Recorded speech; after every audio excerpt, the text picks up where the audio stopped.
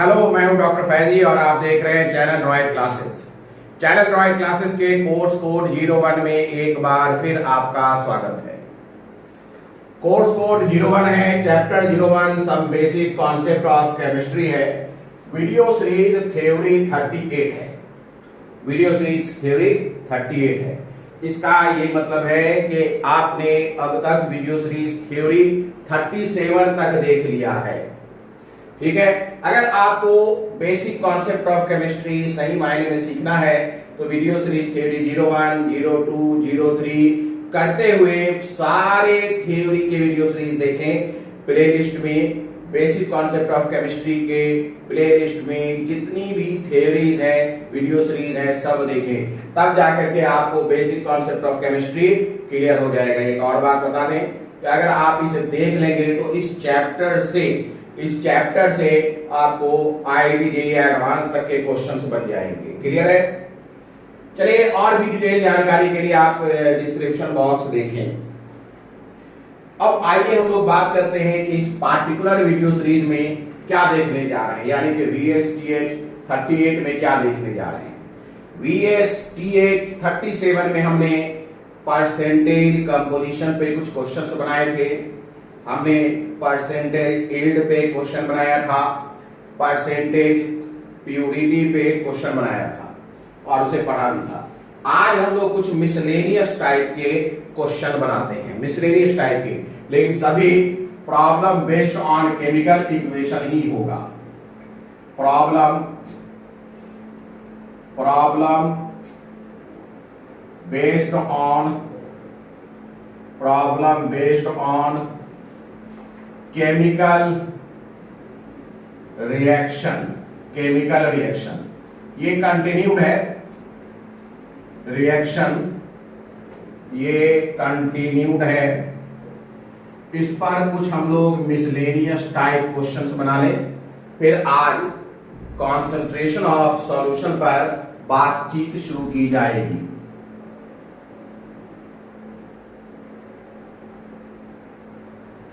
Miscellaneous types question देख लें।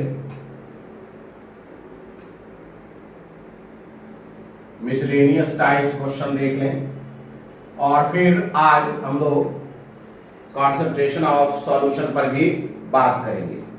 जैसे मैं आपको एक क्वेश्चन देता हूं कि 12.8 ग्राम ऑफ SO2 को रिएक्शन कराते हैं। कितना?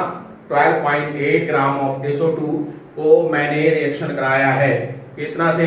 3.2 ग्राम ऑक्सीजन से।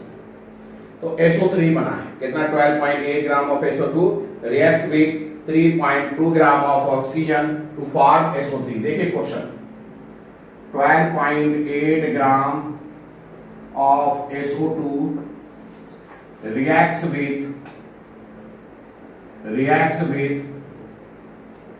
3.2 gram of oxygen.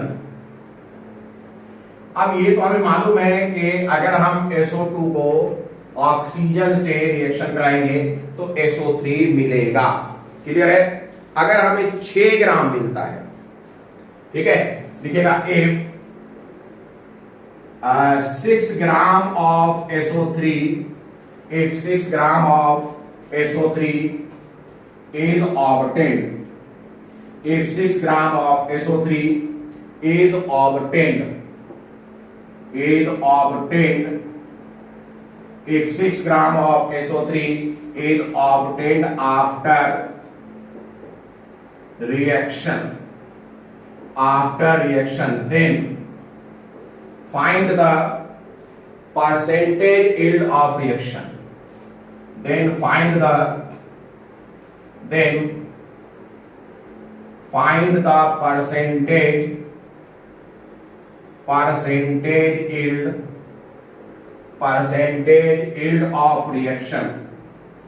percentage yield of reaction.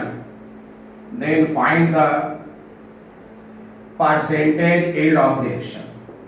देखिए इसमें कहता है इतना ग्राम SO2 लिया गया है और 3.2 ग्राम ऑक्सीजन से रिएक्शन कराया गया है और मिला है 6 ग्राम ऑफ SO3। आपको बताना है percentage yield, percentage yield. Clear है? चलिए इसे हम बनाना शुरू करते हैं। हमें मालूम है कि परसेंटेज यील्ड का फॉर्मूला होता है actual yield upon theoretical yield upon theoretical yield, actual yield upon theoretical yield into 100। Percentage yield का मतलब है actual yield upon theoretical yield into 100। तो मुझे इस फार्मूला से अगर परसेंटेज यील्ड निकालना है तो थियोरेटिकल यील्ड भी चाहिए और एक्चुअल यील्ड भी चाहिए। एक्चुअल यील्ड 6 ग्राम हमें मालूम हो चुका है, तो हमें थियोरेटिकल यील्ड चाहिए। अगर हमें थियोरेटिकल यील्ड मिल जाए तो actual yield upon theoretical yield into 100 कर देंगे तो हमारा परसेंटेज यील्ड मिल जाएगा, यानी कि ये क्वेश्चन बन जाएगा। चलिए अब हम लोग थ्योरेटिकल यील्ड की प्राप्ति करते हैं, थ्योरेटिकल यील्ड प्राप्त करने की कोशिश करते हैं, थ्योरेटिकल यील्ड प्राप्त करने की कोशिश करते हैं। ये तो फार्मूला है अपना। अपने को SO2 को O2 से रिएक्शन कराना है, SO3 बनाना है। लीजिए मैं रिएक्शन करा देता हूं SO2 को O2 से और बनाता हूं SO3। अगर बैलेंस रिएक्शन कराना है तो ये बैलेंस रिएक्शन हो जाएगा 2SO2 O2 SO3। ये 12.8 ग्राम दिया गया है, ये 12.8 ग्राम दिया गया है और ये 3.2 ग्राम दिया गया है। अगर इनका नंबर ऑफ मोल निकालिएगा NSO2 तो 12.8 अपॉन सल्फर 32, ऑक्सीजन 2 है इसलिए 32 यानी 64 हो गया। 2 चौके 8, 2 छक्के 12, यानी अगर हम इसे 0.2 से डिवाइड कर दें तो NSO2 बराबर मिल जाएगा 0.2। ये number of mole of SO2 मिला है। चलिए number of mole of O2 भी निकाल लें, बराबर है 3.2/32 मतलब 0.1। Number of mole of O2 मिला है 0.1। अब दोनों का हम LR निकालने की कोशिश करते हैं। LR निकालने का मतलब है 0.2 बाई स्टैचोमेट्रिक कॉफिशिएंट मतलब 0.1, 0.1 बाई स्टैचोमेट्रिक कॉफिशिएंट मतलब 0.1। तो बड़ी सीधी सी बात है, दोनों सेम है, इसका मतलब कोई भी लिमिटिंग रिएजेंट नहीं है, कोई भी एक्सेस रिएजेंट नहीं है। 100% रिएक्शन होगा, ना SO2 बचेगा ना O2 बचेगा, कंप्लीट रिएक्शन हो जाएगा। तो अब हम चाहे O2 से या चाहे SO2 से, जिससे भी चाहे हम SO3 का वैल्यू निकाल सकते हैं, नंबर ऑफ मोल निकाल सकते हैं। अगर हम number of mole of SO3 निकालें, number of mole of SO3 निकालें तो क्या हो जाएगा? चलिए O2 की मदद से निकालते हैं। 2/1 SO3 का निकालना है, इसलिए स्टैचोमेट्रिक कोएफिशिएंट ऑफ 2, और O2 की मदद से निकालना है, that's why stoichiometric coefficient of O2 into कितने से निकालना है? 0.1 से निकालना है, दैट मींस 0.1। तो NSO3 अपने को मिला 0.1। फास्ट मेथड हमने इस्तेमाल किया है। NSO3 इक्वल टू मिला है 0.1। अब मास ऑफ SO3 निकालना है। मास ऑफ SO3 निकाला जाए 0.1 यानी number of mole multiplied by molar mass. Molar mass देखिए तो कितना हो जाएगा? 32 और 48। 32 और 48 को जोड़िए, 8 2 10 7 1 3 4 4 4 8 यानी 80 है ना। तो बराबर कितना हो जाएगा? 80 मतलब 8 ग्राम। तो देखिए यही थ्योरेटिकल यील्ड है, TY है। TY मतलब थ्योरेटिकल यील्ड। कहने का ये मतलब है कि अगर हम 12.8 ग्राम SO2 को 3.2 ग्राम O2 के साथ रिएक्शन कराएंगे तो हमें 8 ग्राम SO3 मिलना चाहिए। लेकिन जब एक्सपेरिमेंट किया गया तो मिला 6 ग्राम। इसका मतलब है यील्ड जितना मिलना चाहिए उससे कम मिला है। तो अब हम देखते हैं कि परसेंटेज यील्ड अपना कितना है। परसेंटेज यील्ड कितना है? एक्चुअल यील्ड 6 ग्राम है, थ्योरेटिकल यील्ड 8 ग्राम है। तो हम परसेंटेज यील्ड के फार्मूला में ये दोनों वैल्यू रख दें। This implies we can write percentage yield is equal to 6/8 into 100। 2 तिया 6, 2 चौके 8, 4 से इसे कैंसिल करिए 25, यानी 75% यील्ड हुआ है। 25% जो है नुकसान हो गया है। 25% क्या हो गया है? नुकसान हो गया है। चलिए आगे हम नेक्स्ट क्वेश्चन देखते हैं। नेक्स्ट क्वेश्चन देखा जाए, अगला क्वेश्चन है, मान लेते हैं कि एक मिक्सचर है, ध्यान दीजिएगा, HCl का और H2SO4 का। ये हमने एक मिक्सचर लिया है, HCl और H2SO4 का अपने पास मिक्सचर है। क्या है? मिक्सचर। और इसका हमने 10 मोल ले लिया है। मिक्सचर का मोल क्या है? मिक्सचर का मोल है 10, यानी mole of mixture. Mole of mixture is equal to 10, ये है। इसे हमने NaOH से रिएक्शन कराया है और न्यूट्रलाइज कराया है। न्यूट्रलाइज कराने के बाद कुछ रिएक्शंस होंगे, कुछ प्रोडक्ट्स बनेगा, देखेंगे अभी तो ये क्वेश्चन चल रहा है। HCl H2SO4 है, मिक्सचर है, हमने 10 मोल ले ली। क्लियर है? हमें पता लगाना है, क्लियर है, हमें पता लगाना है कि अगर इसे न्यूट्रलाइज करने में 16 ग्राम NaOH की जरूरत पड़ती है। कितने ग्राम की जरूरत पड़ती है?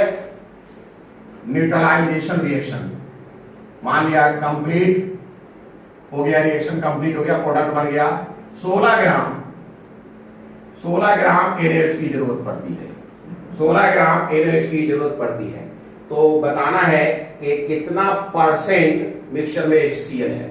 ठीक है, हम इसे लिख भी देते हैं, ये समझ गए, यहां लिख देते हैं 10 moles of mixture, 10 moles of mixture of HCl and H2SO4, of HCl and H2SO4, 10 moles of mixture of HCl and H2SO4 required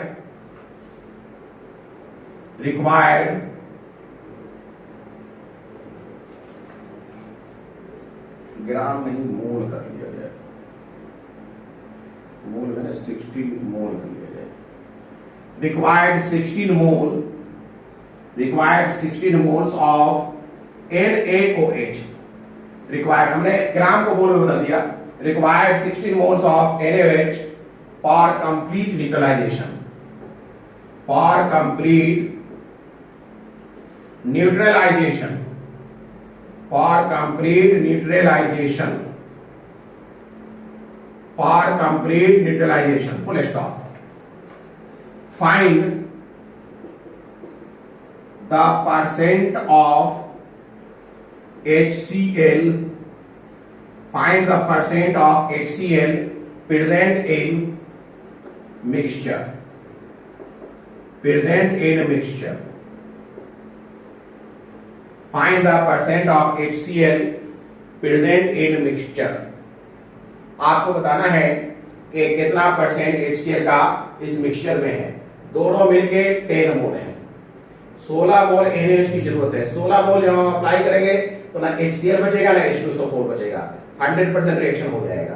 clear है? न्यूट्रलाइज हो जाएगा, कंप्लीट न्यूट्रलाइजेशन होगा। तो आपको बताना है कि HCl का क्या परसेंट है। चलिए स्टार्ट करते हैं। HCl का परसेंट हम लोग देखना शुरू करते हैं। मिटाया जाए। देखिए असल में HCl और H2SO4 दोनों एसिड है और दोनों NaOH से रिएक्शन करेगा, लेकिन एक HCl जो है, ध्यान दीजिएगा, HCl मोनोबेसिक एसिड है। मोनोबेसिक एसिड का मतलब 1 मोल HCl 1 मोल NaOH के साथ रिएक्शन करेगा, लेकिन H2SO4 डाई बेसिक एसिड है, मतलब कि 1 मोल H2SO4 2 मोल NaOH के साथ रिएक्शन करेगा। रिएक्शन के बाद दोनों अलग अलग किस्म के साल्ट बनाएगा, लेकिन दोनों एसिड बेस रिएक्शन ही शो करेगा।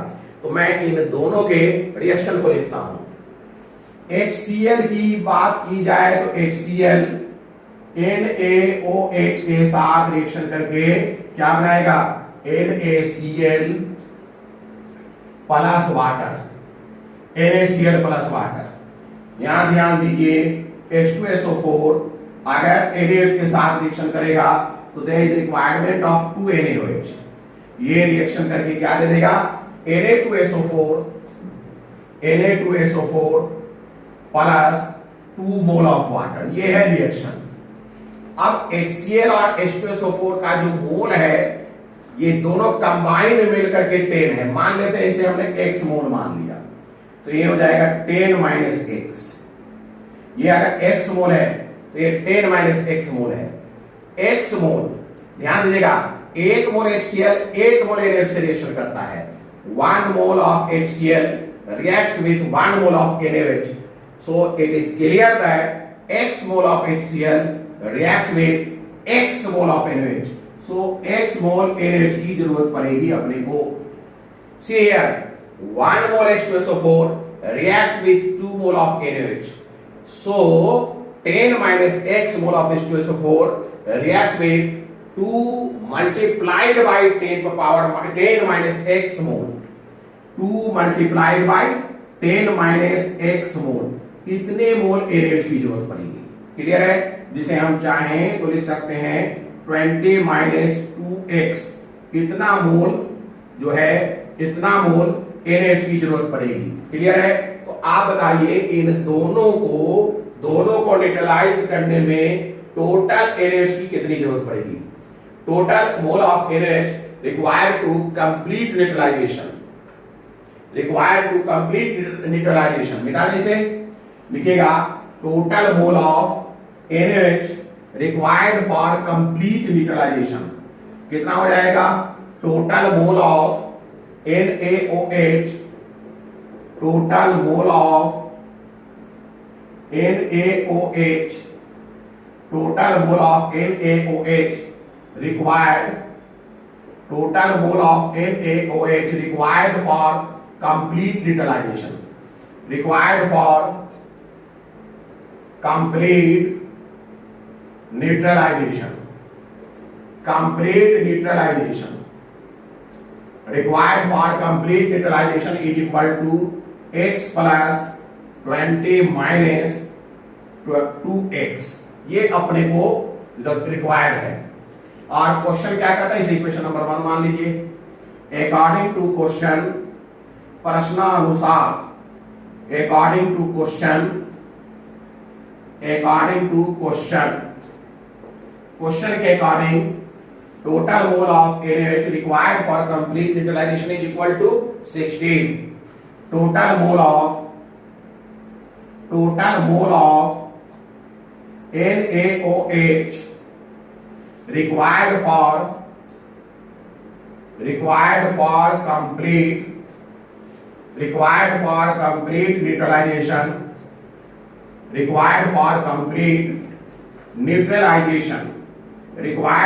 complete neutralization, required for complete neutralization, total mole of NaOH required for complete neutralization, ठीक है, इज इक्वल टू 16, ये अपना इक्वेशन 2 है।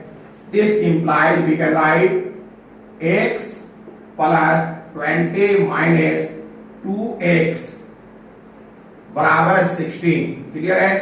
कहीं कोई दिक्कत? So now we can write 20 minus x बराबर 16।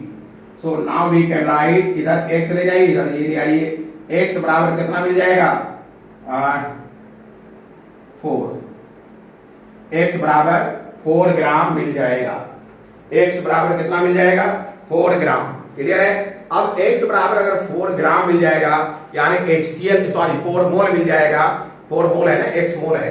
x बराबर अगर 4 मोल मिल जाएगा, तो परसेंटेज में क्या हो जाएगा भाई, परसेंट ऑफ HCl, मतलब कि HCl का मोल 4, टोटल मोल 10 और 100 से मल्टीप्लाई करिए, ये परसेंटेज निकल जाएगा, यानी परसेंट ऑफ HCl जो है वो है 40%।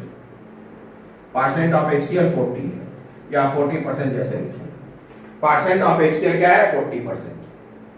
क्लियर हो गई बात, कहीं कोई दिक्कत? तो इस तरीके के कुछ मिसलेनियस क्वेश्चन हम लोग देख रहे हैं, फिर हम लोग क्या करेंगे, कंसंट्रेशन ऑफ सॉल्यूशन पर बात करेंगे। ठीक है, कंसंट्रेशन ऑफ सॉल्यूशन पर हम लोग जब बात कर लेंगे तो इसका मतलब ये है कि एनसीईआरटी के अकॉर्डिंग सारे टॉपिक हो जाएंगे। एक चीज some basic concept of chemistry में छूट जाएगा, वो है सिग्निफिकेंट फिगर। आमतौर पे सिग्निफिकेंट फिगर फिजिक्स वाले पढ़ाते हैं, लेकिन मैं वो भी पढ़ाऊंगा, सिग्निफिकेंट फिगर भी पढ़ाऊंगा, सिग्निफिकेंट फिगर भी पढ़ाऊंगा। तो निश्चित रूप से अब हमारा almost some basic concept of chemistry खत्म होने वाला है, लेकिन हम लोग रुकेंगे नहीं, यहाँ पर हम दूसरी चीज भी पढ़ेंगे इसी चैप्टर में, वो है ऑक्सीडेशन नंबर, वो है केमिकल इक्विवेलेंट वेट और टाइट्रेशन, ये पूरा कंप्लीट करेंगे। यानी कि अगर देखा जाए तो हम लोग अपने बेसिक कॉन्सेप्ट ऑफ केमिस्ट्री को at the level of competition ले जाना है, इसलिए बाकी चीजें भी यहीं पर पढ़ेंगे। क्लियर है, कहीं कोई दिक्कत? चलिए अभी एक और क्वेश्चन बनाए, कुछ क्वेश्चन बनाते चले। जैसे मैं एक क्वेश्चन बना रहा हूं, एक क्वेश्चन दे रहा हूं, ध्यान दीजिएगा। एक क्वेश्चन है अपने पास, ये क्वेश्चन है, क्वेश्चन देखते हैं। M+X2 कोई मेटल है, ध्यान दीजिएगा, M+X2 कोई मेटल है, M+X2, ये मेटल X से रिएक्शन करता है और बनाता है MX2। क्या बनाता है? MX2। क्लियर है? अब ये MX2 फिर X से रिएक्शन करता है, ये MX2 जो है फिर X से रिएक्शन करता है, MX2 फिर X2 से रिएक्शन करेगा, X2 से करेगा और बना रहा है M3X8, M3X8 बना रहा है। M3X8 फिर रिएक्शन करता है, M3X8 इस बार NX से रिएक्शन कर रहा है, NX, N कोई एलिमेंट होगा, है ना, N कोई एलिमेंट होगा, NX बार बार आ रहा है, N2CO3 कर दिया जाए, N2CO3 से रिएक्शन कर रहा है। किससे रिएक्शन कर रहा है? N2CO3 से, जिससे हमें क्या मिल गया है?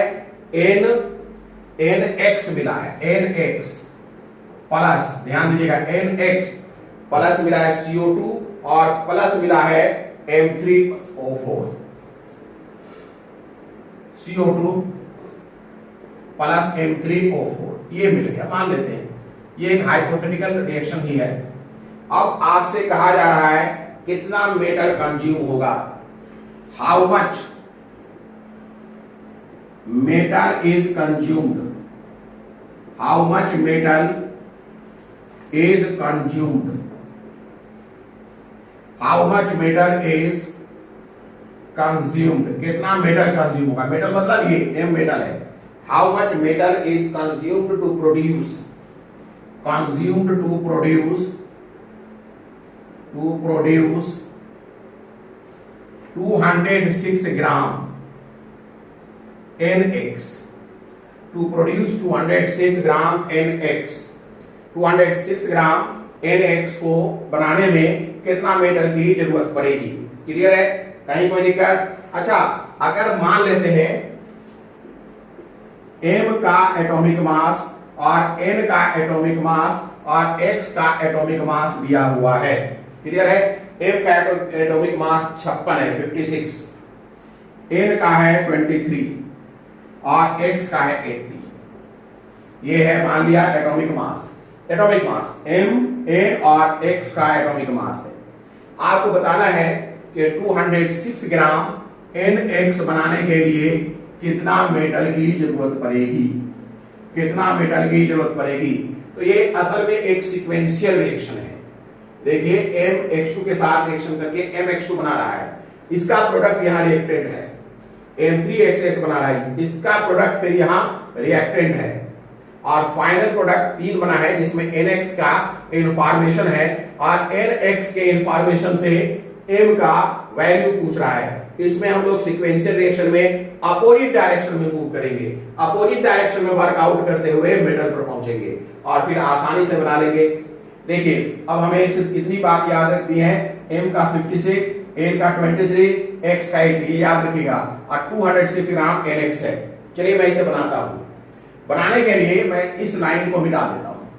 ये क्वेश्चन आपने कॉपी कर ही लिया होगा। अब मैं इसे मिटा दूं, मिटा करके बनाना शुरू करता हूं। n का अपने पास कितना है 23, x का कितना है 80। आप ये बताइए number of mole of nx कितना हो जाएगा? 206 ग्राम अपॉन n का है 23 अब प्लस 80 बराबर 206 बाई 80 और 20 103 मतलब 2 मोल nx का 2 मोल है ये 206 ग्राम मतलब 2 मोल। अब nx की मदद से यानी 2 मोल है तो बताइए ये कितना मोल होगा?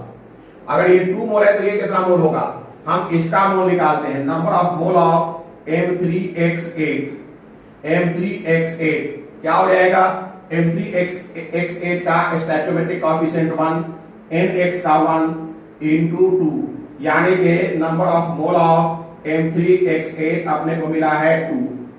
अब ये जो वैल्यू है ये उठा के कहां ले जाएंगे? इस जगह। इस वैल्यू को कहां ले जाएंगे? n बराबर n M3X8 n3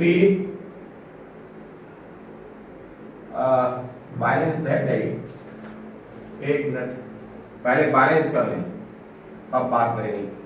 see the balance reactions, पहले बैलेंस करना इसमें बहुत जरूरी है। क्या बैलेंस है ये देखना जरूरी है।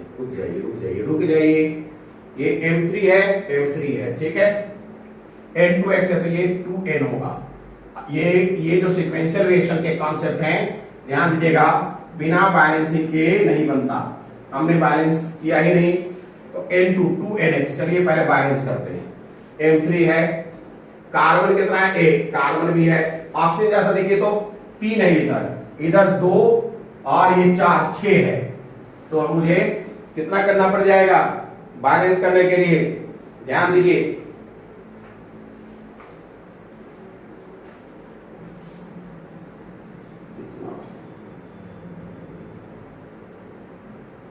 देखिए तो M3H8 प्लस N2CO3 2NX 4 चलिए हो जाएगा। करते हैं M3X8 ये है X8 है। यहां हमें X मिल रहा है, X मिल रहा है 2 तो X को हम बैलेंस करें 8।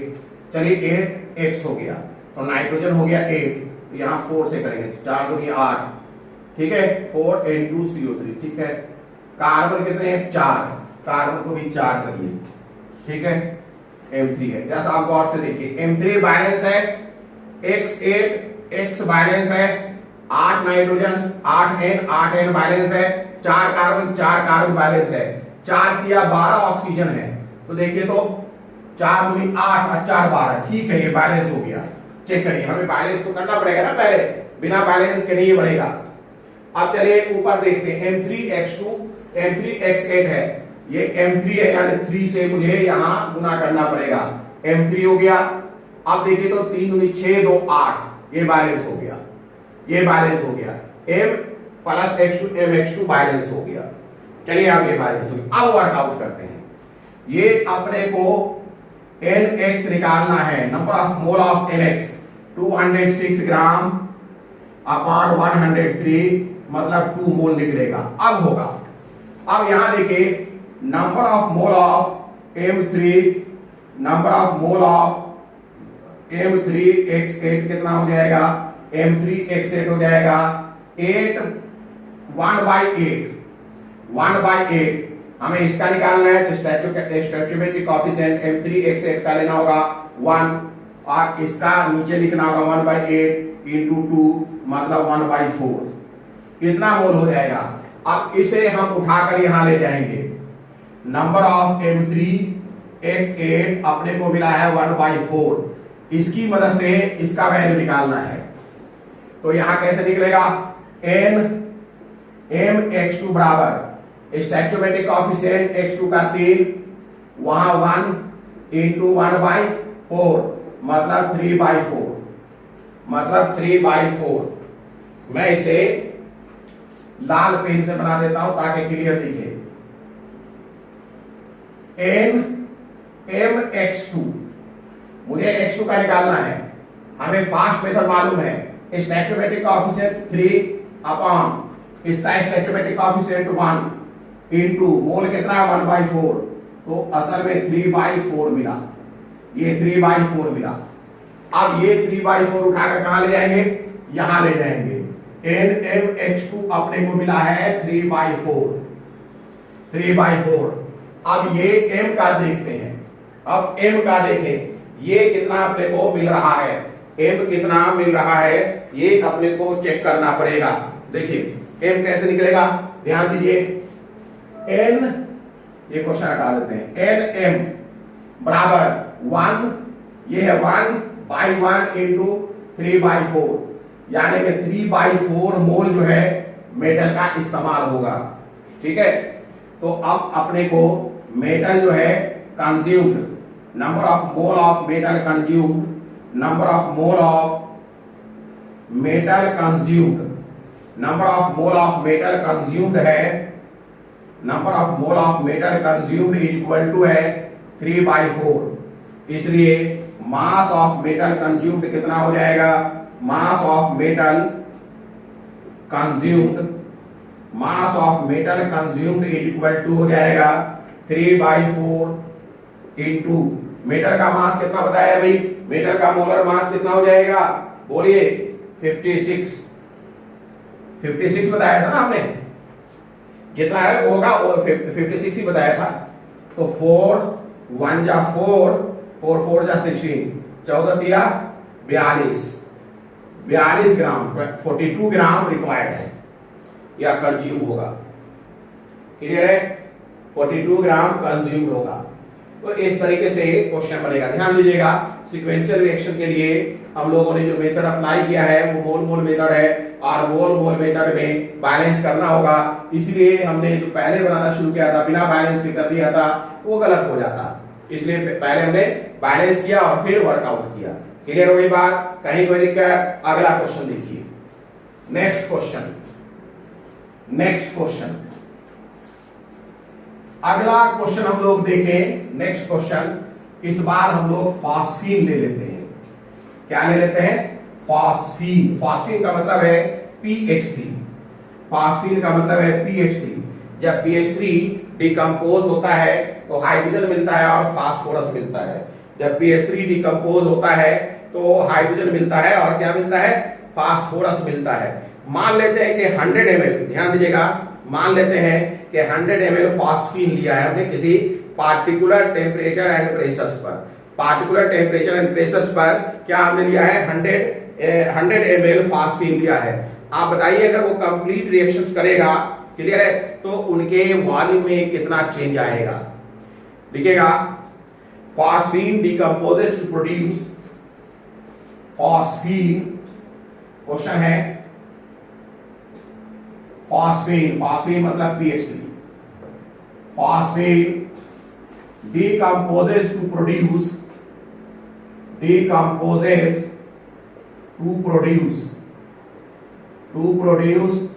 Hydrogen gas.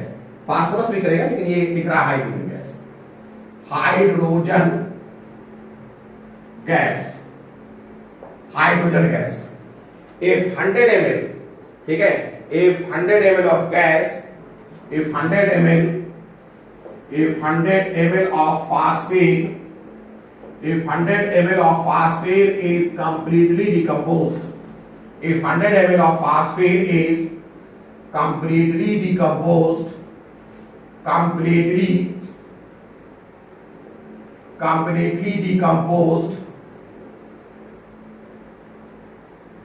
ठीक है, if 100 ml of phosphine is completely decomposed, then find the change of volume. Then find the change of volume of gas. Then find the change of volume of gas. Change of volume of gas if measurement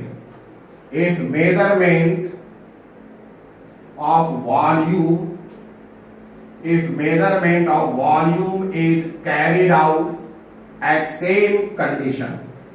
If measurement of volume is carried out at same condition, is carried out at same condition, is carried out at same condition.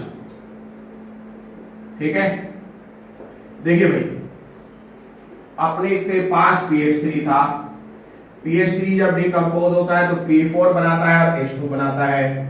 जरा balance करिए, चूंकि 4 phosphorus है तो ये 4pH3, ये 6H2 हो जाएगा।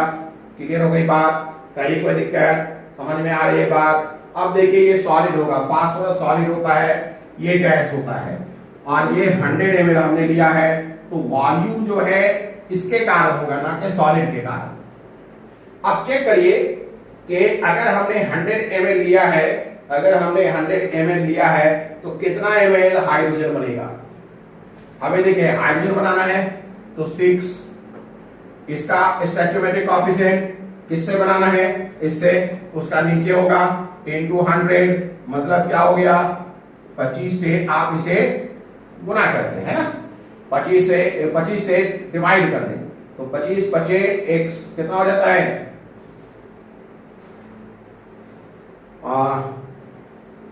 25 बचे 125, 25 छक्के 150, कितना हो जाएगा? 150 ml। 150 ml यही बन जाएगा अपने को 150 ml। क्लियर हो गई बात? कहीं कोई दिक्कत? अब 150 ml है, ये 100 ml है, तो कितना वॉल्यूम चेंज होगा? हमने P4 को सॉलिड मान लिया है, P4 को क्या मान लिया है? सॉलिड मान लिया है। क्लियर है? तो अब बताइए ये 100 ml क्या हो जाएगा? खत्म हो जाएगा। इसे थोड़ा मैं ऐसे दिखाता हूं। 100 ml है तो ये कितना है अपने को? 0 और 0। जब ये 0 होगा तब ये कुछ बनेगा और ये बनेगा, ये बनेगा 6/4 इंटू 100, मतलब 150 ml। और ये कितना बन जाएगा? ये भी बना ही देते हैं, सॉलिड है लेकिन नंबर ऑफ मोल तो बना ही सकते हैं। 1/4 इंटू 100 मतलब 25। अच्छा ml है ना, तो ये छोड़िए, ये नहीं बनाइए, बस हमें इससे मतलब है। ये तो सॉलिड है, इसका कोई मतलब ही नहीं है। आप समझिए इस चीज को। 100 ml हमने pH3 लिया है और 150 ml हमें हाइड्रोजन मिला है, बनेगा ये भी। इसका कैलकुलेशन के लिए चूंकि ये सॉलिड है तो हम इसका वॉल्यूम वाइज कैलकुलेशन नहीं करेंगे। इसके कैलकुलेशन के लिए हमें इस 100 ml को पहले मोल बनाना होगा, तब मोल निकाल सकते हैं। लेकिन 100 ml को मोल बनाने में दिक्कत इसलिए आ रहा है कि एसटीपी पर ये वॉल्यूम नहीं है, इसलिए हम इसे 100 ml को मोल में कन्वर्ट नहीं कर सकते। और अगर 100 ml को मोल में कन्वर्ट नहीं कर सकते तो कोई जरूरत ही नहीं इसका पूछा भी नहीं जा रहा है, ये सॉलिड है। क्लियर है? अब देखिए सीधी सी बात है, अपने को चेंज इन वॉल्यूम क्या हो जाएगा? चेंज इन वॉल्यूम क्या हो जाएगा? चेंज इन वॉल्यूम क्या हो जाएगा? ये 100 ml था, 150 ml हो गया, तो 150 माइनस 100 बराबर 50 ml। 50 ml का चेंज हो जाएगा। सॉलिड के वॉल्यूम को इग्नोर करते हैं, सॉलिड के वॉल्यूम को हम ये कंसीडर नहीं करते। लिख सकते हैं volume of solid can not be considered, volume of solid can not be considered. Clear हो गई बात? तो इस तरीके से फास्फीन का हम लोग देख सकते हैं। फास्फीन के डिकम्पोजिशन से रिलेटेड भी क्वेश्चन हम बना सकते हैं। चलिए नेक्स्ट क्वेश्चन। अब नेक्स्ट क्वेश्चन की बात करें, सी द नेक्स्ट क्वेश्चन। अगला क्वेश्चन क्या है? See the next question. अगला क्वेश्चन चलिए चेक करते हैं। देखिए एक आपको बताना है mole ratio Fe+2 to Fe+3 mixture of FeSO4 and Fe2SO4 whole 3 FeSO4 and Fe2SO4 whole 3। ध्यान दीजिएगा FeSO4 मतलब फेरस सल्फेट, Fe2SO4 होल 3 मतलब फेरिक सल्फेट, दोनों का मिक्सचर है। अब इस मिक्सचर में Fe+2 आयन और Fe+3 आयन का मोल रेशियो बताना है। कंडीशन ये है कि दोनों में सल्फेट आयन जो है वो x मोल है, सल्फेट आयन जो है वो कितना मोल है, x मोल है। समझ में आ रही है बात? यानी कि लिख सकते हैं question, find the mole ratio, find the mole ratio, find the mole ratio of Fe+2 and Fe+3 ion. Find the mole ratio of Fe+2 and Fe3 plus ion in FeSO4 यानी कि ferrous sulphate, ferrous sulphate, sulphate in FeSO4 and Fe2SO4 whole 3 यानी कि ferric sulphate, ferric sulphate, ferric sulphate. Find the mole ratio of Fe+2 and Fe+3 ion in FeSO4 and Fe2SO4 whole 3 mixture. आपको mole ratio बताना है। If number of mole of, if number of mole of SO4, number of mole of SO4 to minus ion in both sulfate is same, both sulfate is same। दोनों sulphate, both sulphate मतलब ferrous sulphate and ferric sulphate, दोनों sulphate में जो number of mole of SO4 two minus ion है वो same है। चलिए इसे बनाते हैं। देखिए FeSO4 अगर है, FeSO4 है तो जब ये ब्रेक करेगा तो Fe+2 प्लस SO4 2 माइनस बनाएगा, और अगर Fe2SO4 होल 3 है, अगर ये ब्रेक करेगा तो क्या बनाएगा, 2Fe+3, 2Fe+3 plus 3SO4 2 minus ion बनाएगा। क्लियर है? ये कहता है कि सल्फेट दोनों का इक्वल मोल है, ये भी X है तो ये भी X ही है। क्लियर हो गई बात? नंबर ऑफ मोल सेम है। चलिए अब हम पहले वाले रिएक्शन पर काम करते हैं। इसका नंबर ऑफ मोल अगर X है तो इसका कितना होगा, X ही होगा। देखिए दोनों में 1/1 है। अगर number of mole of Fe+2 आप निकालना चाहते हैं तो क्या करेंगे, इसका 1 स्टोइचोमेट्रिक कोएफिशिएंट इसका 1 से डिवाइड करेंगे इनटू X, मतलब X है। यहां भी निकालिए number of mole of Fe+3 कितना हो जाएगा, इसका स्टोइचोमेट्रिक कोएफिशिएंट 2, इसका 3, 2/3 इनटू X। तो ये number of mole of Fe+3 मिल गया है और ये number of mole of Fe+2 मिल गया है, और इसी का अपने को रेशियो चाहिए, और इसी का अपने को रेशियो चाहिए। चलिए फिर इसके रेशियो की बात करते हैं। क्या हो जाएगा, number of mole of Fe+2 and Fe+3 हम लिखेंगे number of mole of Fe+2 upon number of mole of Fe+3 बराबर x/2x/3, मतलब x/1 इंटू 3/2x, ये और ये कैंसिल, 3/2, यही आंसर है, रेशियो है, यही आंसर है, यही रेशियो है।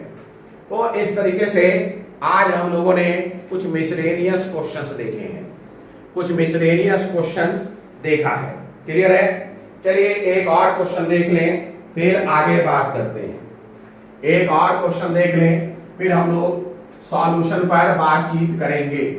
एक और क्वेश्चन देख लें, फिर सॉल्यूशन पर बातचीत की जाएगी। क्लियर है? जब तक आप बढ़िया से क्वेश्चन नहीं बनाएंगे, कॉन्सेप्ट क्लियर नहीं होगा। क्वेश्चन बनाना जरूरी है। बेसिक कॉन्सेप्ट ऑफ केमिस्ट्री में इनफैक्ट क्वेश्चन ही बनाना ज्यादा जरूरी है। और थ्योरी जानने से केवल नहीं हो जाएगा। थ्योरी पर जब तक प्रैक्टिस नहीं करेंगे, निश्चित रूप से आप इस पर कमांड हासिल नहीं कर सकते।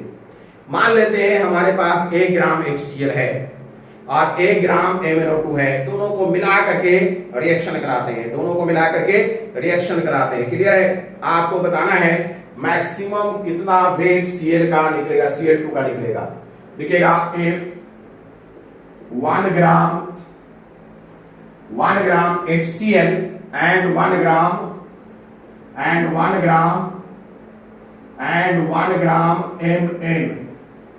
and 1 gram MnO2 manganese oxide, 1 gram MnO2, if 1 gram HCl and 1 gram MnO2 is reacted, then find the maximum number of maximum amount लिख लीजिए। अब अमाउंट में थोड़ी आजादी मिल गई हमें।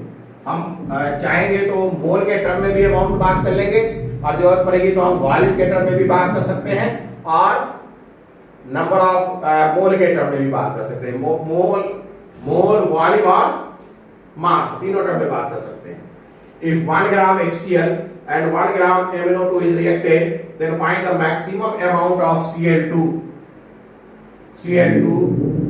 can be obtained. Cl2 can be obtained. Clear है? ठीक है। इसमें H का Cl का तो आप जानते ही हैं, O का जानते ही हैं। मामला आता है मैंगनीज का। चलिए तो मैंगनीज का मैं एटॉमिक मास भी लिख दूं, Mn बराबर 55। चलिए बनाते हैं। इसलिए एक और चीज की जरूरत है, रिएक्शन जानना जरूरी है। HCl प्लस MnO2 वो जब हम रिएक्शन कराते हैं तो क्या मिलता है अपने को? Cl2 मिलता है, MnCl2 मिलता है और पानी मिलता है। MnCl2 प्लस Cl2 और प्लस वाटर मिलता है ना? चलिए बैलेंस भी कर लें।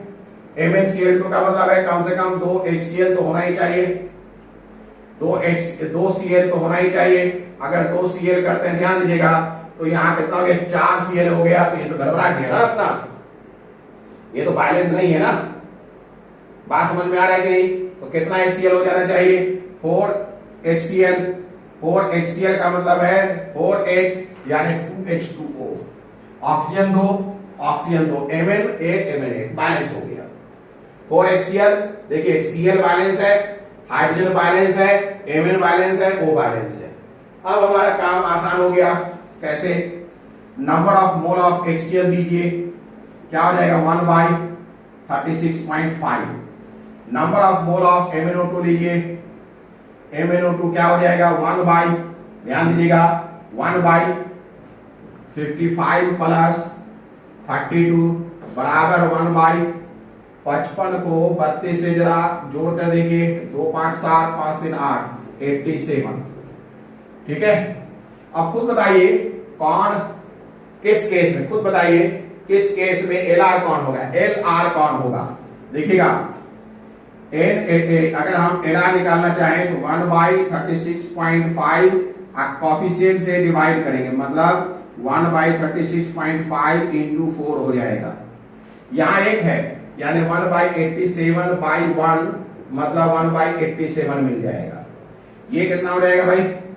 4 × 5 = 20, 7 × 2, 4 × 6 = 24, 2 × 26, 7 × 2, 4 × 3 = 12, 2 = 14, तो हो जाएगा 1/46। 1/46।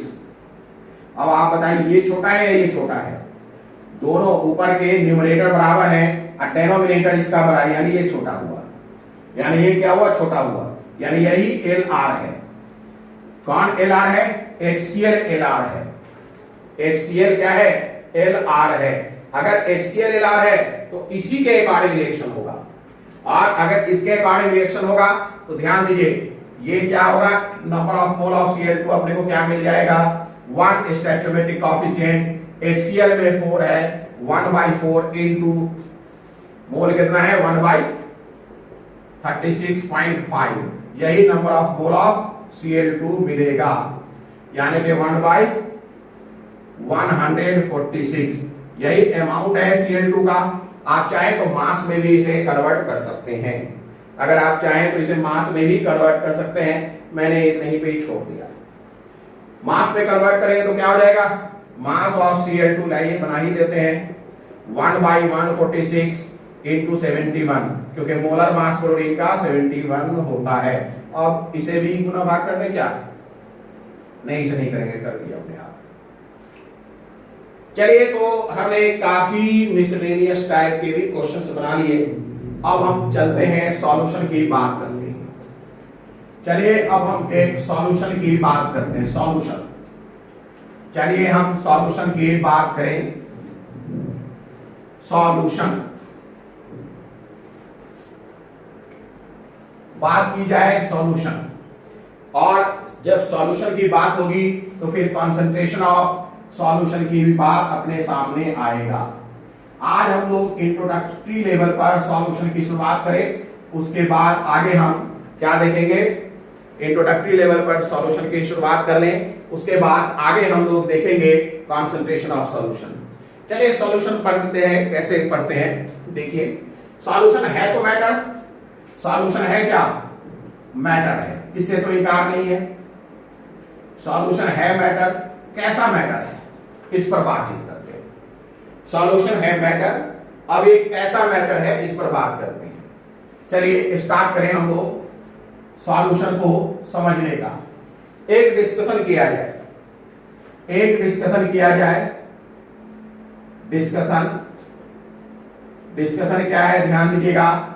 यूनिवर्स जो है, यूनिवर्स क्या होता है भाई, यूनिवर्स ध्यान दीजिएगा मैटर और एनर्जी में बटा होता है, मैटर और एनर्जी में बटा होता है, पहले भी बात हो चुकी है। मैटर अपना दो किस्म का होता है, एक प्योर और एक इम्प्योर, प्योर और एक इम्प्योर, क्लियर है। प्योर फिर दो किस्म के होते हैं, एलिमेंट सब हम जानते हैं, कंपाउंड हम सब जानते हैं इस बात को, एलिमेंट कंपाउंड। एलिमेंट का मतलब पीरियोडिक टेबल में के सारे मेंबर्स, और कंपाउंड का मतलब है पीरियोडिक टेबल में जो मेंबर्स हैं वो आपस में मिलकर डिफरेंट कॉम्बिनेशन के बाद कंपाउंड बनाते हैं, ये सब हम जानते हैं। इम्प्योर किसे कहते हैं, इम्प्योर कहते हैं, ध्यान दीजिएगा, इम्प्योर कहते हैं मिक्सचर को, मिक्सचर को।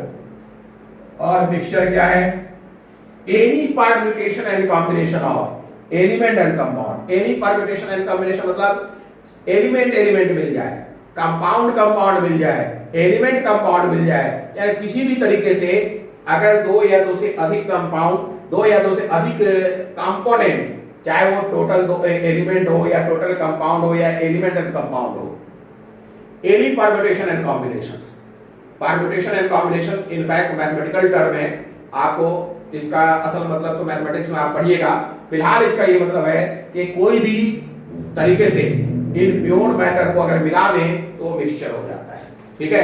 तो मिक्सचर की बात अगर हम करें तो any permutation and combination, any permutation and combination, any permutation and combination, any permutation and combination of, देखिएगा, any permutation and combination of element, any permutation and combination of element and slash or, and slash or compound,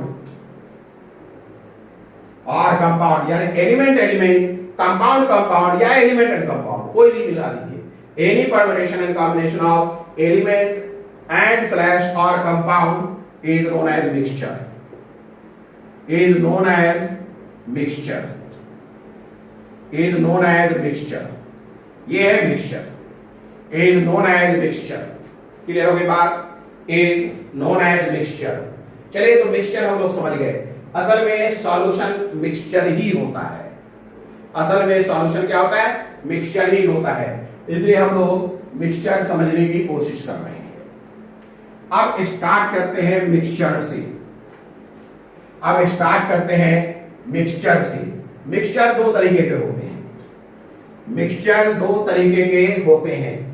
लिखिएगा mixture, mixture जो है वो दो तरीके का होगा। कौन कौन सा तरीका, कौन कौन से टाइप का? एक मिक्सचर कहलाएगा होमोजेनियस मिक्सचर, होमोजेनियस मिक्सचर, और दूसरा कहलाएगा heterogeneous mixture, heterogeneous mixture, heterogeneous mixture. एक है होमोजेनियस मिक्सचर और दूसरा है हेट्रोजेनियस मिक्सचर। होमोजेनियस मिक्सचर में क्या होता है? Two or more than two components are equally distributed, two or more than two components are equally distributed and there is no boundary among them, there is no boundary among them.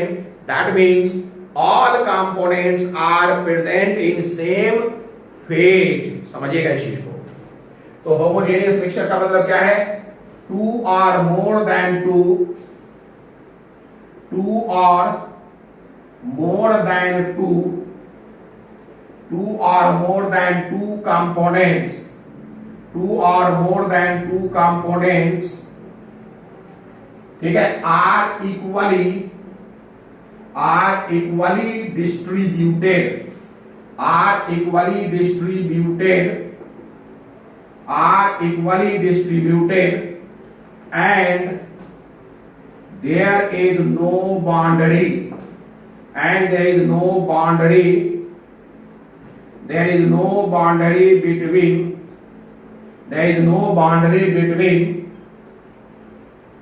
their component, between components, between components. That is all components are present, that is all components are present in same phase, all components are present in same phase, that is all components are present in same phase। अभी मतलब समझा रहे हैं, पहले ये copy कर लीजिए। जैसे चलिए पहले यहां लिख लिया, इधर भी लिख लें। To or more than to, एक ही साथ समझा देंगे। Two or more than two components, two or more than two components, two or more than two components, ठीक है, two or more than two components are unequally distributed, are unequally distributed, are unequally distributed, ठीक है, and there is sharp boundary, sharp boundary, ठीक है, between components, between components, that is all components are not present in same phase, that is all components are not present in same phase, are not present in same phase, are not present in same phase, that is all components are not present in same phase। सारे component same phase में नहीं होगा। That is all components are not present in same phase. चलिए मैं मतलब समझाता हूं। Mixture का मतलब ये कम से कम दो कंपोनेंट और दो से ज्यादा कंपोनेंट। तो कंपोनेंट कितना है उससे मतलब नहीं है, लेकिन वो इक्वली डिस्ट्रीब्यूटेड होगा। यानी कि अगर आप मिक्सचर का कोई पार्ट उठा लें, ध्यान दीजिएगा, मिक्सचर का कोई पार्ट उठा लें, जैसे सपोज है पानी और चीनी को मिला दें, पानी और चीनी को खूब अच्छे से मिला दें और उसमें से एक ड्रॉप ऊपर के सरफेस से निकाल के अलग कर दें और एक ड्रॉप नीचे के सरफेस से निकाल के अलग कर दें। दो डिफरेंट ड्रॉप्स अपने पास है, दोनों में पानी और चीनी का रेशियो बराबर होगा, यानी इक्वली डिस्ट्रीब्यूट है। बात समझ में आ रहा है? मैंने एक गिलास पानी बनाया, उसके दो ड्रॉप निकाल ली, कहीं से भी निकाल लीजिए, दो ड्रॉप्स, एक ड्रॉप अगला ड्रॉप, दो ड्रॉप है अपने पास, एक ड्रॉप अगला ड्रॉप। इस ड्रॉप में पानी चीनी का मास रेशियो, इस ड्रॉप में पानी चीनी का मास रेशियो समान होगा, इक्वली डिस्ट्रीब्यूटेड है, तो इसे हम कहेंगे होमोजेनियस मिक्सचर। एक और बात है, न पानी न चीनी की बाउंड्री दिखेगी, दोनों मिलजुल करके एक ही फेज में आ गया है, जो कि लिक्विड फेज है। यहां पर दोनों का एक ही फेज है, ठीक है, लिक्विड फेज है, दोनों एक ही फेज में, तो इसे हम होमोजेनियस मिक्सचर कहेंगे। बात समझ में आ रहा है कि नहीं? होमोजेनियस मिक्सचर कहेंगे। इसी होमोजेनियस मिक्सचर का नाम सॉल्यूशन है। एक मिनट, इसी होमोजेनियस मिक्सचर का नाम क्या है? सॉल्यूशन है। अब एक काम करिए, पानी और रेत ले लीजिए, सैंड, पानी और रेत ले लीजिए, खूब मिलाइए, मिलाने के बाद ऊपर से थोड़ा सा पानी ले लीजिए और नीचे से थोड़ा पानी ले लीजिए, दोनों में पानी और रेत के रेशियो अलग अलग मिलेंगे, यानी इक्वली डिस्ट्रीब्यूट नहीं है, इक्वली डिस्ट्रीब्यूट नहीं है। यही हेटेरोजेनस सिस्टम है। पानी और रेत के बाउंड्री दिखेंगे, हमें महसूस होगा कि ये पानी है, ये रेत है, वो एक फेज में नहीं होंगे। क्लियर है? तो हेटेरोजेनस में फेज भी होता है, यानी कि बाउंड्री भी मिलता है, और ये अनइक्वली डिस्ट्रीब्यूटेड है। ये हमारा सॉल्यूशन नहीं है। सॉल्यूशन किसे कहेंगे? होमोजेनियस मिक्सचर को कहेंगे। It is solution. Homogeneous mixture को हम क्या कहेंगे? सॉल्यूशन कहेंगे। क्या ये समझ में आ गई बात? तो अगर हम बात करें सॉल्यूशन को डिफाइन करने का, तो solution is nothing but homogeneous mixture. Solution is nothing but homogeneous mixture. चलिए स्टार्ट करते हैं। अब लिखिएगा नेक्स्ट, अब लिखिएगा डेफिनेशन सॉल्यूशन का। सॉल्यूशन, सॉल्यूशन को डिफाइन करा जाए, सॉल्यूशन को डिफाइन किया जाए। सॉल्यूशन को डिफाइन किया जाए, लिखिएगा homogeneous mixture,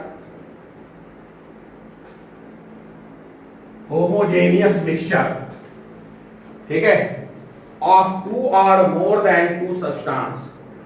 homogeneous mixture of two or more than two substance is known as homogeneous mixture of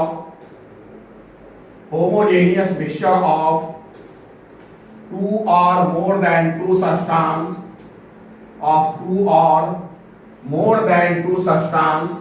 Homogeneous mixture of two or more than two substance is known as two or more than two substance is known as solution, known as solution। Clear है? Solution कह रहा है। Clear हो गई बात? जैसे example के रूप में, फॉर एग्जांपल सॉल्टी वाटर, नमकीन पानी, सॉल्टी वाटर। सॉल्टी वाटर का मतलब क्या है भाई? Salt and water, that is salty water मतलब है salt plus water. Syrup, sugar syrup ले सकते हैं, है ना, शुगर सिरप, शुगर सिरप मतलब है शुगर प्लस वाटर, ठीक है। Aqua solution of urea, aqua solution of urea, aqueous solution of urea मतलब एक्वस सॉल्यूशन ऑफ यूरिया मतलब वाटर प्लस यूरिया। यूरिया का मतलब होता है C double bond O NH2 molecular formula. तो ये सब है हमारा सॉल्यूशन। अब हम क्लासिफिकेशन ऑफ सॉल्यूशन कहेंगे। लिखिएगा classification of solution. Classification of solution, classification of solution on the basis of phase, classification of solution on the basis of phase, classification of solution, classification of solution on the basis of phase, classification of solution on the basis of phase, on the basis of phase, classification of solution on the basis of phase, phase के basis पर classification. ठीक है, कितने प्रकार के होंगे देखिएगा। Solution का एक फेज हो जाएगा गैस फेज, गैस फेज। ठीक है, गैस फेज में भी 3 टाइप के होंगे, gas in gas, gas in gas मतलब गैस और गैस आपस में मिला हुआ है। जैसे एग्जांपल के रूप में एयर, एयर मिल जाएगा आपको gas in liquid, gas in liquid मतलब कि लिक्विड में गैस मिला है, गैस इन लिक्विड। जैसे एग्जांपल के रूप में कार्बोनेटेड वाटर, कार्बोनेटेड वाटर, अरे ठंडा जो पीते हैं हम लोग, CO2 डिजॉल्व इन वाटर। ठीक है, और तीसरा हम ले सकते हैं क्या, गैस इन गैस। अच्छा फेज हमें गैस ही लेना है ना, सॉरी एक minute, gas in gas, phase gas है, गैस इन लिक्विड नहीं, लिक्विड इन गैस करिए, हमें फेज वही रखना है। रुकिएगा, liquid in gas, liquid in gas, liquid in gas, liquid in gas का मतलब गैस फेज है, ये फेज बता रहा है। Liquid in gas, liquid gas में हो, जैसे एग्जांपल के रूप में मॉइस्चर इन एयर, बारिश के मौसम में एयर में ह्यूमिडिटी होता है ना, मॉइस्चर इन एयर। अब solid in gas, solid in gas, solid in gas जैसे एग्जांपल के रूप में dust particle in air, dust particle in air, या आप कह सकते हैं डस्ट पार्टिकल की जगह पर अच्छा रहेगा कैंफर, कैंफर मतलब Kapoor, camphor particle in air, camphor particle in air, camphor particle in air, camphor particle in air. तो एक तो गैस फेज है अपने पास। ठीक है, सॉल्यूशन कैसा हो सकता है, गैस फेज। गैस फेज मतलब सॉल्यूशन गैस है, गैस भी सॉल्यूशन है। आमतौर पे हम लोग ये सोचते हैं कि सॉल्यूशन का मतलब पानी जैसी चीज, नहीं, गैस फेज। दूसरा हम देखेंगे solid phase, solid phase, solid phase में देखिए ये भी 3 तरीके का, ये भी 3 तरीके का, इसे मिटा देते हैं। सॉलिड फेज ये भी 3 तरीके का, कौन कौन, solid in solid, solid in solid, solid phase, solid in solid, solid in solid. सबसे अच्छा एग्जांपल है एलॉय। एलॉय में क्या होता है भाई, जैसे example brass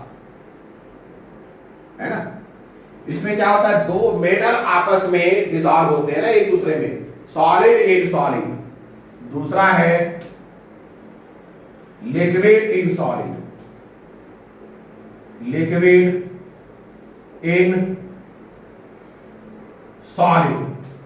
liquid in solid बताइए कोई, लिक्विड इन सॉलिड क्या हो जाएगा भाई?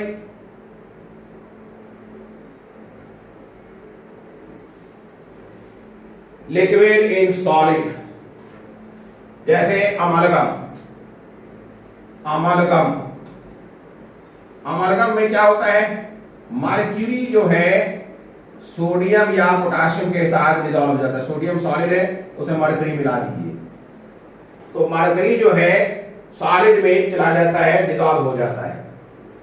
सॉलिड इन सॉलिड हो गया, liquid in solid. Gas in solid, gas in solid, gas in solid. Gas भी जो है सॉलिड में चला जाता है। जैसे एग्जांपल के रूप में solution of hydrogen in palladium, solution of hydrogen in palladium, PD. PD metal में के अंदर गैस चला जाता है, solution of hydrogen in palladium. तो अगर हम सॉल्यूशन का क्लासिफिकेशन करें फेज की बुनियाद पर तो 3 प्रकार के हैं। पहला गैस फेज, दूसरा हमने सॉलिड फेज देखा। गैस फेज में क्या है? Gas in gas, liquid in gas, solid in gas. अब सॉलिड फेज देख रहे हैं, solid in solid, liquid in solid, gas in solid. अब देखिए लिक्विड फेज, इसके बाद तीसरा है सॉल्यूशन लिक्विड फेज। तीसरा सॉल्यूशन जो है वो है लिक्विड फेज। क्या है? Liquid phase. ये लिक्विड फेज ही हमारे कॉमन लाइफ में ज्यादा मिलता है, कॉमन लाइफ में ज्यादा मिलता है लिक्विड फेज, और हमारे सिलेबस में भी इसी पर जोर दिया गया है। लिक्विड फेज में भी क्या हो जाएगा? 3 तरीके के gas in liquid, gas in liquid, carbonated water यानी CO2 dissolve in water, dissolve in water, in water. ठंडा वगैरह पीते हैं ना, डिफरेंट टाइप के जो कोल्ड ड्रिंक्स पीते हैं उसमें रहता है गैस इन लिक्विड। दूसरा है liquid in liquid, liquid in liquid, liquid in liquid. Liquid and liquid कहां देखते हैं हम लोग? जैसे इथाइल अल्कोहल शराब, ethyl alcohol in water, ethyl alcohol in water, ethyl alcohol in water. Liquid in liquid, ethyl alcohol in water. Clear है? Liquid in liquid, ethyl alcohol in water. उसके बाद क्या है भाई? Solid in liquid, solid in liquid, solid in liquid. जैसे हम बताएं glucose in water, glucose in water, glucose in water. चीनी मिला दीजिए पानी में, तो ये सॉल्यूशन है, डिफरेंट टाइप्स के सॉल्यूशन है। ये फेज के अकॉर्डिंग हमने सॉल्यूशन को 3 तरीके का देखा, solid phase solution, liquid phase solution, gas phase solution. Clear है? सॉलिड फेज सॉल्यूशन में आइए तो solid in solid, liquid in solid, gas in solid. यानी सॉलिड में सॉलिड मिलाना है, सॉलिड में लिक्विड मिलाना है, सॉलिड में गैस मिलाना है। एक हो गया। गैस फेज में आइए, गैस में गैस मिलाना है, गैस में लिक्विड मिलाना है, गैस में सॉलिड मिलाना है। तीसरा है लिक्विड फेज। क्या है भाई? लिक्विड में गैस मिलाना है, लिक्विड में लिक्विड मिलाना है, लिक्विड में सॉलिड मिलाना है। हमारे इस चैप्टर इसमें जो सिलेबस है उसमें सबसे ज्यादा जोर किसमें है? लिक्विड फेज में, लिक्विड फेज। क्लियर है? यही मेन है हमारा सिलेबस, लिक्विड फेज। अब हम फिर क्लासिफिकेशन ऑफ सॉल्यूशन करेंगे। Classification of solution, classification of solution on the basis of component. लिखिएगा classification of solution on the basis of component. आगे लिखिएगा classification of solution on the basis of component, classification of solution, classification of solution on the basis of component, classification of solution on the basis of component, on the basis of component, component के basis पर, on the basis of component, classification of solution on the basis of component. Solution कई प्रकार का हो सकता है, solution कई प्रकार का हो सकता है। कौन भाई? पहला बाइनरी सॉल्यूशन, बाइनरी सॉल्यूशन, पहला है बाइनरी सॉल्यूशन। बाइनरी सॉल्यूशन मतलब हैविंग टू कंपोनेंट्स, दो चीजें मिलेंगी, having two components, having two components, having two components, ठीक है, binary solution having two components. दूसरा है टर्नरी सॉल्यूशन, दूसरा है टर्नरी सॉल्यूशन, दूसरा है ternary solution having three components, having three components, having three components. Binary solution, ternary solution having three components, जैसे quaternary solution, quaternary solution,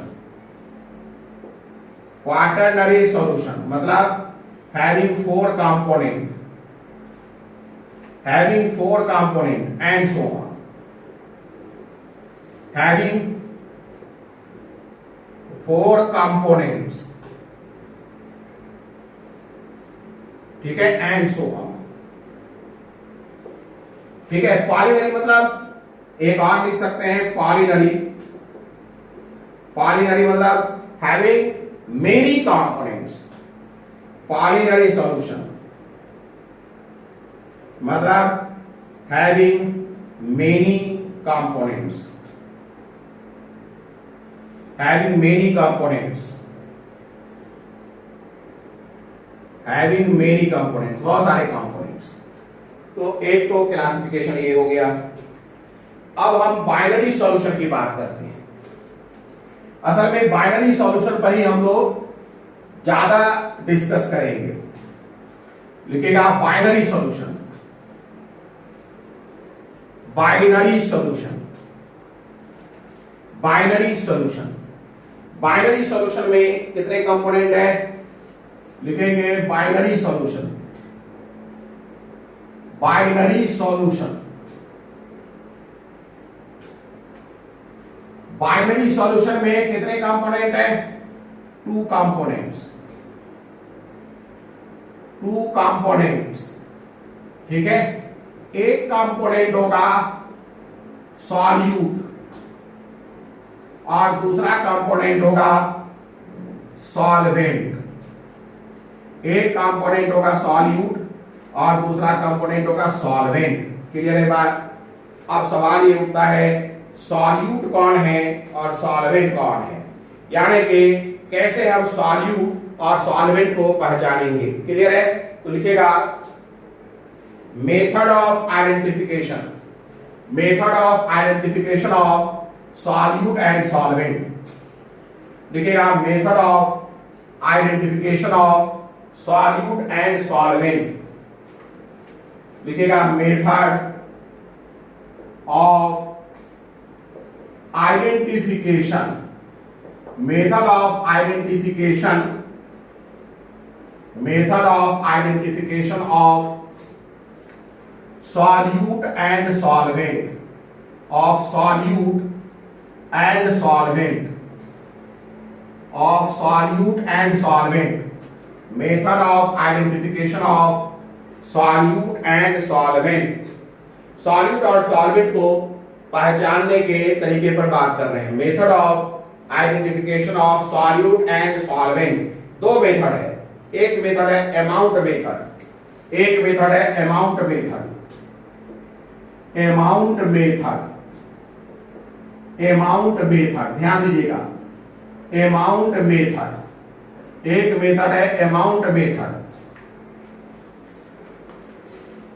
देखिएगा जिस component का component is in excess is solvent. Component is in lesser quantity is solute. एक मेथड है।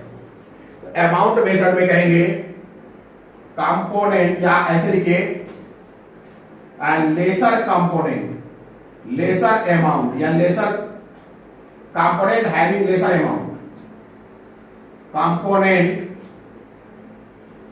Having lesser amount कम, है ना, having lesser amount, component having lesser amount क्या हो जाएगा, solute. Component having lesser amount solute, a component having excess amount, component having excess amount solvent हो जाएगा, having excess amount सॉल्वेंट हो जाएगा। क्लियर है। दूसरा मेथड है फेज मेथड, फेज मेथड, दूसरा है फेज मेथड। जैसे सपोज दैट एक कंपोनेंट ए है, कंपोनेंट ए है और दूसरा कंपोनेंट बी है, कंपोनेंट बी है। कंपोनेंट ए मान लेते हैं सॉलिड है और कंपोनेंट बी जो है ये मान लेते हैं लिक्विड है। कंपोनेंट ए सॉलिड है और कंपोनेंट बी लिक्विड है। समझिएगा इस चीज को। अगर हमने ए और बी को मिलाया बन गया सॉल्यूशन, सॉल्यूशन बन गया। ए और बी को मिलाया क्या बन गया, सॉल्यूशन। सॉल्यूशन का फेज अपने को मिल रहा है, फेज मिल रहा है, ध्यान दीजिएगा, फेज मिल रहा है सॉलिड। क्या मिल रहा है, सॉलिड। अगर फेज अपने को सॉलिड मिल रहा है, सॉल्यूशन कैसा मिला है, solid, that means component A is solvent. इसका मतलब है component A, component A is solvent, component A is solvent, obviously component B is solute, component B is solute, component B is solute। अगर A और B को हमने मिलाया है, solution बना है और उसका फेज सॉलिड मिल रहा है, तो इसका मतलब है कंपोनेंट A सॉल्वेंट है और कंपोनेंट बी क्या है, सॉल्यूट है। ऐसा किया अगर हमने कि ए और बी को मिलाया, ए प्लस बी को मिलाया, सॉल्यूशन बन गया, सॉल्यूशन बन गया। सॉल्यूशन का जो फेज अपने को मिला, फेज लिक्विड मिला, फेज क्या मिला, लिक्विड, फेज मिला लिक्विड। अगर ये लिक्विड फेज है, इसका मतलब क्या है, इसका मतलब ये है कि कंपोनेंट बी सॉल्वेंट है, component B is solvent, component B is solvent and component A is solute, component A is solute, component A is solute. तो इस तरीके से हम चाहें तो सॉल्यूट और सॉल्वेंट का पता लगा सकते हैं। क्लियर है। अब देखिए next, classification of solution on the basis of, classification of solution on the basis of amount of solute. लिखिएगा classification of solution on the basis of amount of solute। लिखेगा classification of solution, classification of solution, classification of solution, classification of solution on the basis of, classification of solution on the basis of amount of solute, on the basis of amount of solute, classification of solution on the basis of amount of solute, solute के amount पर आधारित। Clear है? अगर solution है और solution ध्यान दीजिएगा, solute काफी रखता है, सॉल्यूट जो है ठीक है हाई है, हाई का मतलब ये नहीं कि सॉल्वेंट से ज्यादा है, सॉल्यूट हाई है तो कॉन्सेंट्रेटेड सॉल्यूशन कहलाएगा, कॉन्सेंट्रेटेड सॉल्यूशन कहलाएगा, कॉन्सेंट्रेटेड सॉल्यूशन कहलाएगा। अगर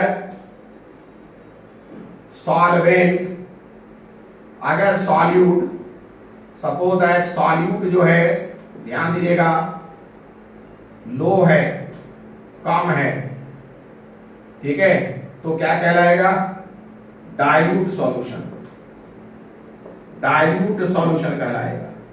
ये कॉन्सेंट्रेटेड सॉल्यूशन कहलाएगा और ये डाइल्यूट सॉल्यूशन कहलाएगा। याद रखिएगा, concentrated and dilute term is relative term, concentrated and dilute term is relative term, relative term मतलब अभी बात करते हैं, ये लिख लीजिए,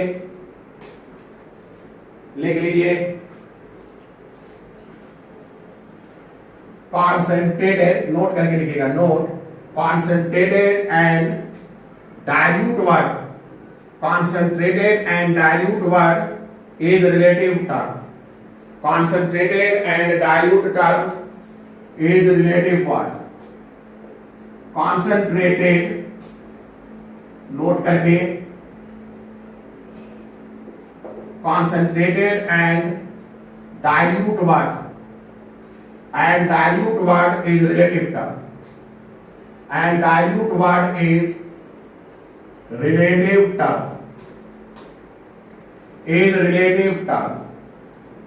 क्या मतलब है? एक हमने सॉल्यूशन लिया, एक और सॉल्यूशन लिया, चले एक और ले लिया, ठीक है, 3 सॉल्यूशन लिया, 100 ml सॉल्यूशन है, 100 ml सॉल्यूशन है, ठीक है, इसमें 0.1 ग्राम HCl मिला हुआ है, ये 100 ml सॉल्यूशन है, इसमें 0.2 ग्राम HCl मिला हुआ है, ये 100 ml सॉल्यूशन है, 100 ml सॉल्यूशन है, इसमें 0.3 ग्राम HCl मिला हुआ है। इसे हम A कहें, इसे हम B कहें, इसे C कहें। क्लियर है? 3 सॉल्यूशन लिया है, ध्यान दीजिएगा, A is dilute than B, यानी क्या है? A dilute है with respect to B, but B concentrated है with respect to A। Clear हो गई बात? अब देखिए इसी कॉन्सेंट्रेटेड B को, B डाइल्यूट है with respect to C और C concentrated है with respect to B। तो जो B एक से कॉन्सेंट्रेटेड है तो दूसरे में डाइल्यूट है, तो ये एक क्या है? रिलेटिव टर्म है। तो कॉन्सेंट्रेशन और कॉन्सेंट्रेटेड और डाइल्यूट टर्म रिलेटिव है। अब हम लोग इसके बाद क्या पढ़ेंगे? इसके बाद पढ़ेंगे कि कॉन्सेंट्रेशन को न्यूमेरिकली कैसे एक्सप्रेस करें, यानी कॉन्सेंट्रेशन ऑफ सॉल्यूशन न्यूमेरिकली कैसे हम एक्सप्रेस करते हैं, इस पर अब बातचीत होगी। तो लिखिएगा, अगला टर्म लिखिएगा क्या, वो अगले वीडियो सीरीज में बात होगी। अगले वीडियो सीरीज में हम बात करेंगे कॉन्सेंट्रेशन ऑफ, ठीक है, कॉन्सेंट्रेशन ऑफ सॉल्यूशन, जिसमें हम कॉन्सेंट्रेशन को न्यूमेरिकली डिफाइन करेंगे। कॉन्सेंट्रेशन ऑफ सॉल्यूशन यानी कि VSTH 39 में कॉन्सेंट्रेशन ऑफ सॉल्यूशन हमारा टॉपिक होगा।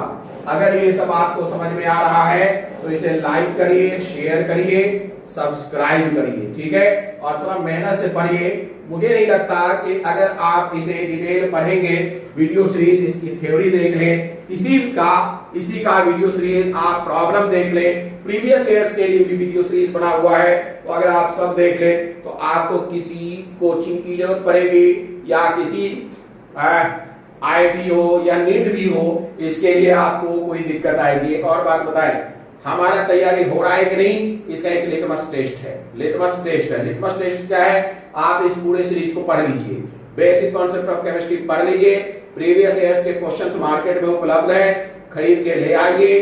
35, 36, 40 साल के जितने क्वेश्चंस है सब बनाइए।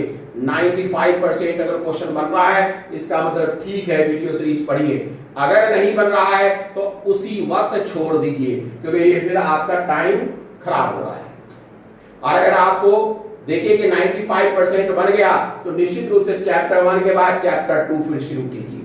तो ये लिटमस टेस्ट है।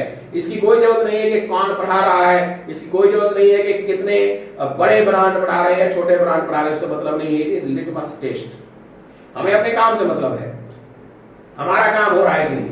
अगर आपका काम हो रहा है, इसका तरीका कैसे है कि आप प्रीवियस ईयर्स क्वेश्चन पढ़िए, पहले इसे पूरा पढ़ लीजिए अच्छे से और प्रीवियस ईयर्स क्वेश्चन बनाइए। अगर वो बन रहा है ना 95% तो इसका मतलब आप ठीक चल रहे हैं, ठीक है। चलिए, अगर सब कुछ ठीक है तो लाइक, शेयर, सब्सक्राइब करिए। उम्मीद करते हैं कि आपका दिन अच्छा गुजरेगा। Good day.